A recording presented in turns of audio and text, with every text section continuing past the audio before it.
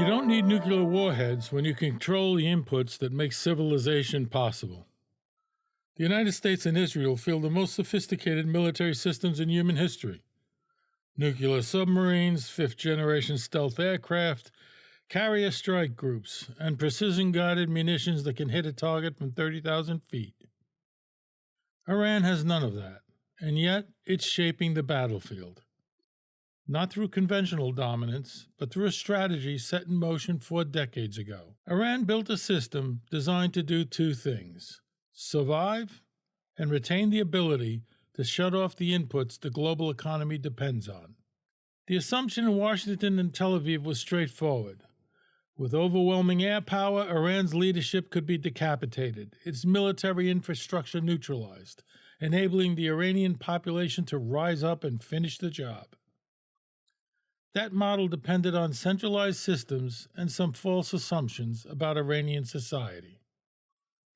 Iranian's command structure is deliberately decentralized. Removing leaders doesn't disable the network. The missiles keep coming, from hardened sites, underground facilities, and dispersed launch points across a country that is effectively a mountain fortress the size of Western Europe with a population of 90 million. Instead of societal collapse, the pressure has produced cohesion. Israel, by contrast, is geographically compressed. A population of roughly 9 million, with major urban centers concentrated within a narrow area, all within range of Iranian missiles. And despite Israel fielding some of the most advanced air defense systems ever built, Iran has adapted, using saturation, dispersion, and complex warheads to exploit the system's limits. The supposedly neutralized Hezbollah is very effectively engaging IDF ground forces and firing deep into Israeli territory.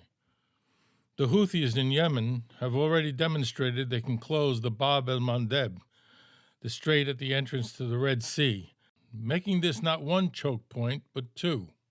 Every analysis of this war begins with oil. And yes, tanker traffic through the Strait of Hormuz has collapsed, a corridor that normally carries roughly a third of globally traded crude and a significant share of liquefied natural gas.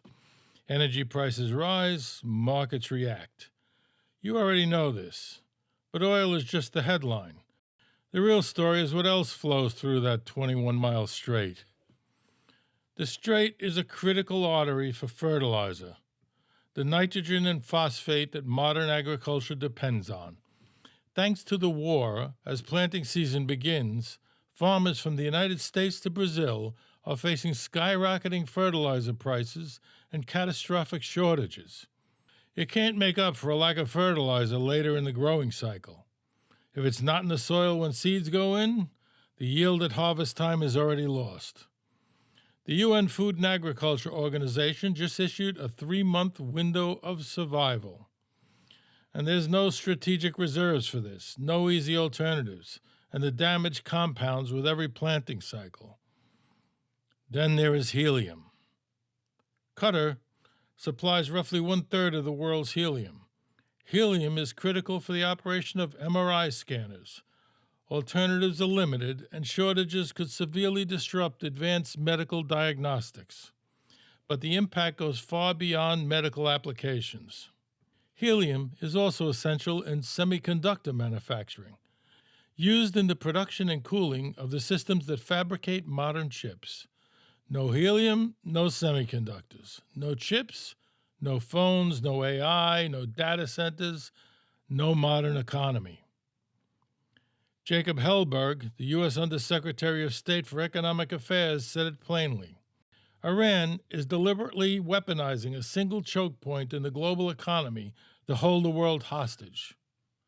The physical infrastructure of civilization, the choke points, the corridors, the cables, the ports, become the battlefield themselves. But Hormuz is only part of the story. The Gulf countries are incredibly fragile. More than 90% of the Gulf's desalinated water comes from just 56 desalination plants. Qatar derives 99% of its drinking water from desalination, Kuwait 90%, Saudi Arabia 70%. These are fixed, highly complex installations. They cannot be bypassed or replaced. Repairing serious damage could take months or longer. A leaked American diplomatic cable from 2008 confirmed, on the record, suggested that Riyadh, the capital of Saudi Arabia, might require evacuation within a week if its key desalination plants were destroyed. Where would the almost 8 million people go? For smaller states like Qatar and Bahrain, strategic water stocks could be depleted in days if desalination plants were destroyed. For decades, Gulf states aligned with America and paid billions for the privilege because they believed it made them safer.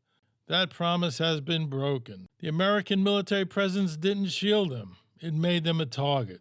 Superpowers don't lose asymmetric wars militarily. They lose them politically, when the price exceeds the public's willingness to keep paying it. Gaza already destroyed Israel's standing in the eyes of the public globally.